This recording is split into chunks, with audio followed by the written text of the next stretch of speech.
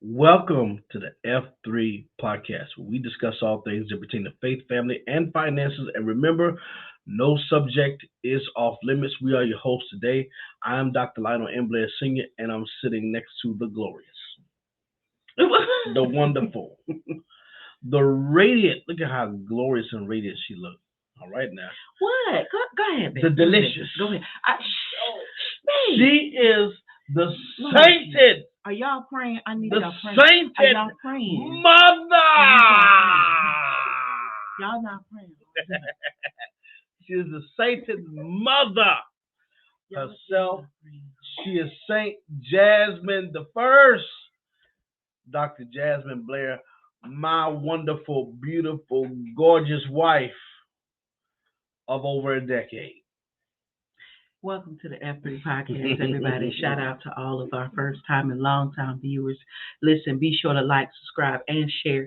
Hit that little notification bell in the corner so you'll be notified every time we drop a new episode. And remember, no subject is off limits because we will talk about what your pastor wants. So, we got to get into today's topic. And today, we're going to talk about step parent season. It's stepdad and stepmama season, y'all. Shout out to all the stepdad and stepmamas. Yes, indeed. Whoop whoop. God bless you, because I'd be in jail. I can't. That ain't my ministry. It's not. But we're going to talk about this topic today in some of the dynamics.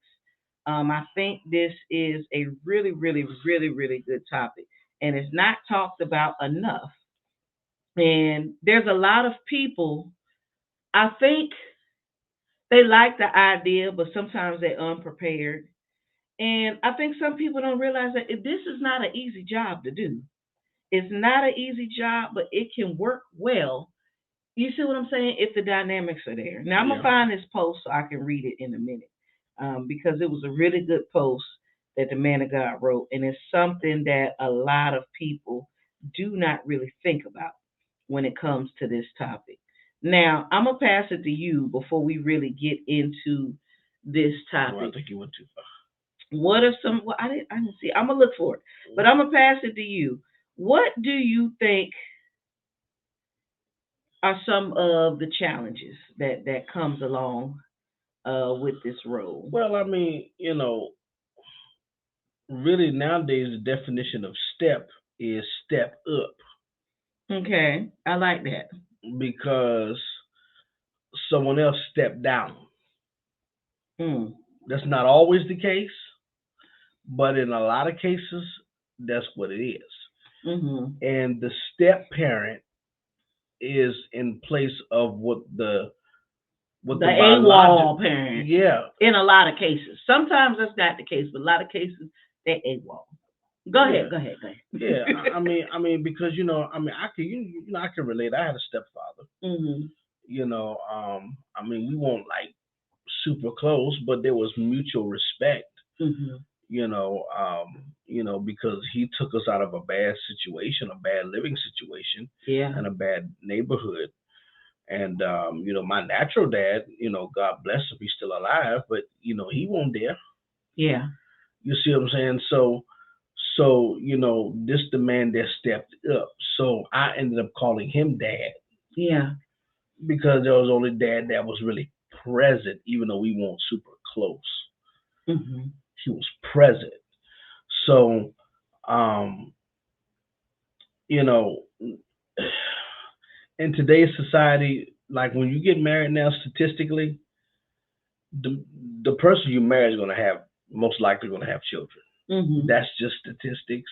If you are That's over just 35 and you are not married now it's that time is increasing with the upcoming generation, because they're definitely waiting later to have kids. yeah. So if you are about 25 now, for you that number might be 38 to 40. But if you are already 35 or older, 9 times out of 10, this will be a step parent season for you, and you need to be excited. You need to embrace it. I mean, you do.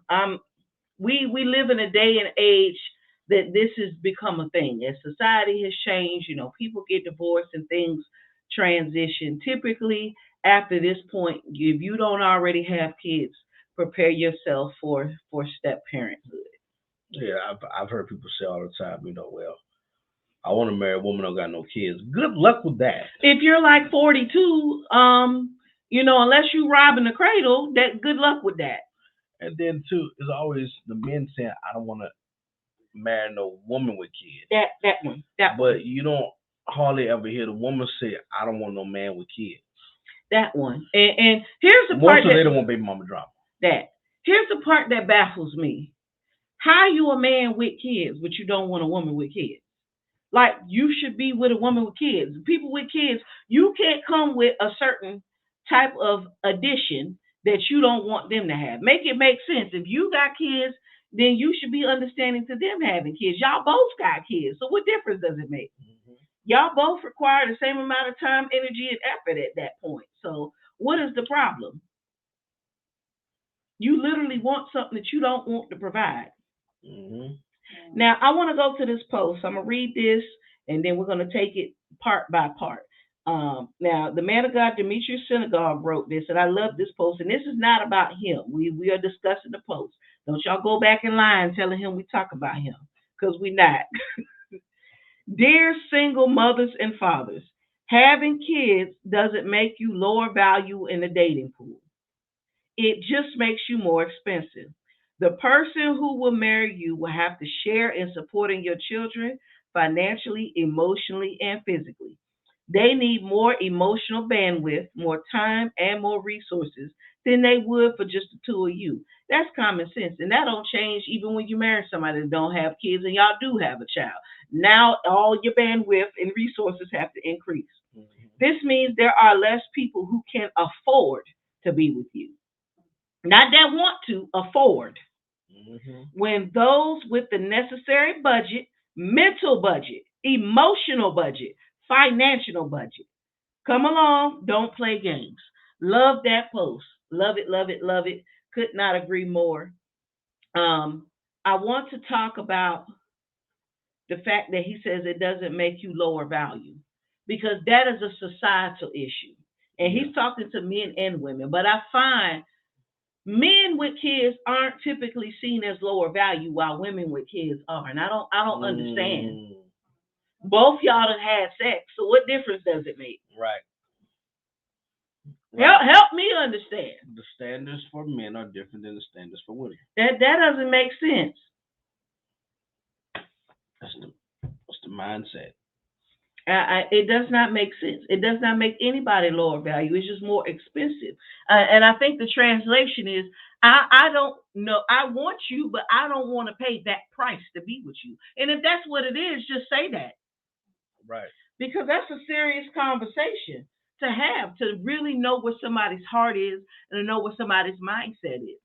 And I love the way he pointed it out. Expensive is not just financial. It's emotional, mental, and physical, and sometimes social too. When you become the daddy, essentially, when you become the stepdaddy, essentially you become the daddy. Mm-hmm. And it's the same thing when you become the stepmother. Right, because you're the one that's mostly present. Mm-hmm. Especially if that parent has custody. Yes. Of the child, you're the one that becomes mostly present, no matter how involved the other spouse is. Mm-hmm. Or I'm sorry, the other parent is. Excuse me. Irregardless, you got to roll. So it's stepdaddy, stepmama season. Mm-hmm. And if you are a step parent, or if you're bringing children into the relationship, whether you're the man or the woman, yeah, you have to recognize you are bringing, I don't want to call children baggage, mm-hmm. but essentially you're bringing additions. Additions that become weights. Additions that are more expensive. Yeah. There's an added value tax. So let's put it that way. So because children are very expensive. Yeah. They're very draining at times, emotionally, mentally, physically. They require a lot of your time, especially when they're younger in age. Mm-hmm. All that kind of stuff. So, when you find somebody who's willing to take you and your children on, Yeah. even if they don't know all of what they're doing. Mm-hmm. If you find a man or a woman that's willing to take on your children and accept them as their own, no matter the difficulties that come with it, Mm-hmm. you need to appreciate that person. Yeah, it's like that couple I was telling you about earlier, you know. To make a long story short, you know, the husband had 3 children from previous situations. The wife had no children. So when they got married, they spent their summers flying to another state to get all 3 of the kids and flying back, keeping them for the summer activities and things like that. And after about 3 years of marriage, they moved and bought a 5-bedroom house, took those 3 kids and finished raising them through middle school and high school till they went on to college. It takes a lot for somebody to do that, and they don't have kids of their own. Mm-hmm. And I don't believe they ever had any more kids of their own. She took on those 3 as her own, and that's what they did. Yeah. You don't hear that a lot. So a lot of people, I wouldn't do that. How you want access to somebody's whole mind, body, and soul, but you don't want access to the children that are a part of them? That doesn't make sense. Mm-hmm. And honestly, that's wicked and cruel because you should have just left them alone. Again, they're more expensive, and a lot of people's, I don't want to do all that. They don't want to pay that price. Mm-hmm. They don't want to pay that price, and that doesn't make sense. Now, I didn't want nobody with kids. Like I said, I would have been in jail. But this was at 20-something. I didn't have no kids either. So you don't got to worry. I was requesting something that I was bringing too. But if I had children, that would have been different because I can't be, I don't have nobody with kids and I'm sitting here with a whole child. That would have been unrealistic. You don't got to worry. Well, you are the father of my kids. I am the father. I'm the only. Stop. I'm the only daddy. They got the idea. I'm King Big Daddy. Babe, they got the idea. They got the idea. They got the point. I know. They got the point. That's not what we're talking about. So you gotta prepare yourself to be open to receiving somebody else all the way. One of the things that we don't talk about enough with blended marriage dynamics is just the day-to-day functioning. You know, the discipline, the activities. Yeah. You know, these are things that need to be talked about. You know, did you come from a birthday family? Maybe you marrying into a family as a step parent, but they're a birthday family and you're not a birthday family. You know if you're not a birthday family or not. So that's going to be overwhelming to you. That's going to be exhausting. We're doing all this celebrating, and then you got extra people. So it's a birthday every other month. Your nerves toe up. You got an attitude because you don't want to budget for the birthday because you was brought up, you see what I'm saying, not in a birthday family, so you don't see why it matters. Baby, for your birthday, your parents got you one cupcake and a pizza from Little Caesars, and that was your birthday. But if they come from a family where we going out to restaurants and we all getting dressed up, we doing a whole activity, that would irritate you. So these things are a little bit different to maneuver when you are in a situation where you get to, quote unquote, start from scratch, as they say. But as you're blending, you need to do that. Blend. When you put stuff in a blender, you put a bunch of whole ingredients and blend them together to create something new and beautiful. I think the frustration comes in when we don't want to blend. We want to bulldoze and steamroll and just create something new. Okay, you can't just erase all of the traditions and functions that have already been cultivated. And blend don't mean necessarily fall in place. No. But blend means to come in, okay, let's take what's mine, take what's yours. Let's bring it together and see which one fits for our new family dynamic. Mm-hmm. You know, that's, at least that's the way it should be. But that's not always the way that it is. Absolutely. Absolutely. Now, I want to go back to what he was saying because he was talking about the fact that you're not low value, you're more expensive. Mm-hmm. And the reality of it is don't bother somebody that you can't afford. Whether you're going to be the stepfather, whether you're going to be the stepmother, if you cannot afford them financially, if you cannot afford them emotionally, if you cannot afford them socially, do not bother them if you can't afford them. But a lot of people, they don't even check to see if they have the mental or Come emotional on, come capacity on.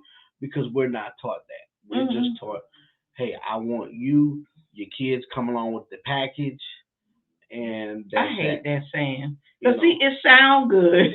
It sounds good, and some people mean well. Yeah, they do. But then when they get into these marriages, they realize they don't have the capacity to withstand or to understand, this new family dynamic, especially when it comes to either the children or the needs and demands of the children. Yeah. You know, so you need to understand that, and then too, these single parents coming into these situations, you got to recognize your spouse come first. Oh boy, I know that's hard, but people are so used to putting their kids first that while they're single, they don't know how to make their children secondary to their spouse. So then, the child's word ends up being carrying more weight than the spouse's. I've seen that too, and that never ends well. Yeah. That never ends well. So this is why, it's important that if you're going to enter into a marriage, with the already, like the old folks say, with a ready-made family. We had some ignorant sayings back in the day. with a ready-made family. Oh Lord. In other words, like it's a TV dinner or something. Right.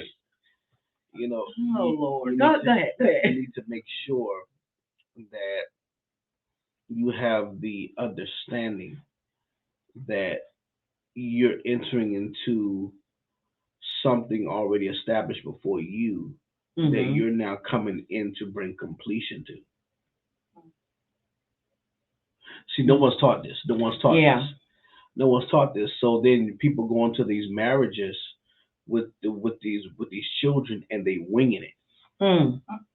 Because you don't hear a lot. Just running off steam. You don't hear a lot of teachers about this. So a lot of these men and women don't know how. And then that's why it ends up being friction between the children and the step parents.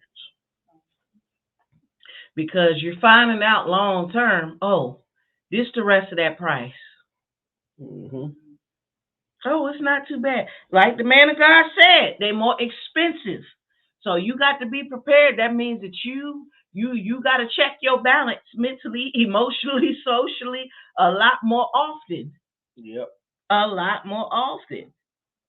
And I think this is why people need to make sure that they go to classes or read books or whatever, do whatever they need to do to prepare themselves. Now, the other thing that I want to touch on is you were talking about how people need to be grateful. And that's true, but we got to put a little asterisk behind it. Because some people have the mindset that if you already have kids, then you are lower value. So they take that from a prideful place where you ought to be grateful.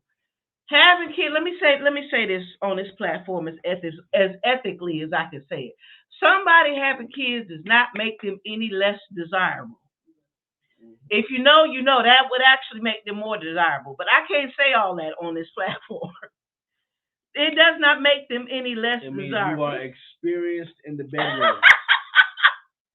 It doesn't make them any less desirable. Some people like the fact that some people are more experienced in the bedroom. You don't got to teach them a whole lot. They know how to drop it, twist it, flip it, twirl it, smack it, and they know how to lift it up to show you how to smack it.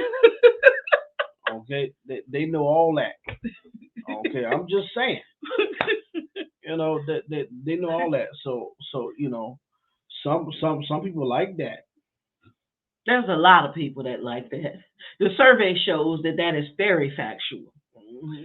So the reality of it is that doesn't make them less desirable. But you cannot come from this prideful place of, well, you ought to be glad somebody wants. Please don't act like you are God's gift to somebody just because you ought to be glad somebody wants.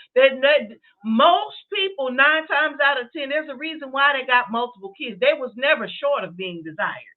That was never the issue.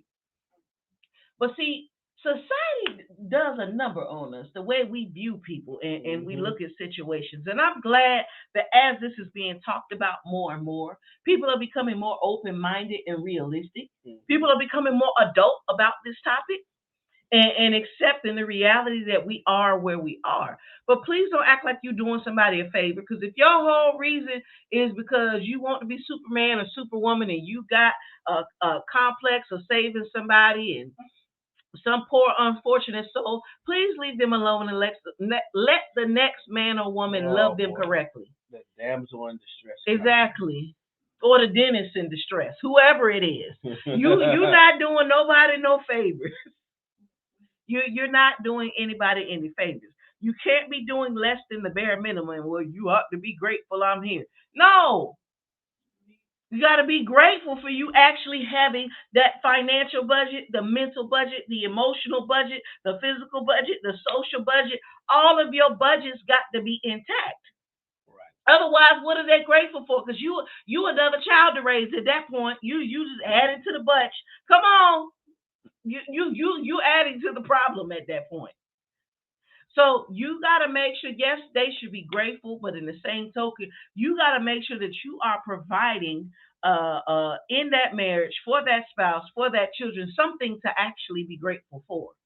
And that something can't just be the bare minimum. Let me say that again. That something can't just be the bare minimum. That means you've got to be providing something more or extra that you were not doing when you were single or before y'all decided to blend. What are you blending together? Or you're just there like a piece of ice, just a chunk sitting in the blender. Right. We can't do that. We can't do that. So any closing remarks you got on this topic? Any advice that you want to add? It's stepdaddy season. Hey! It's stepdaddy season. It's stepdaddy season. And stepmamas too.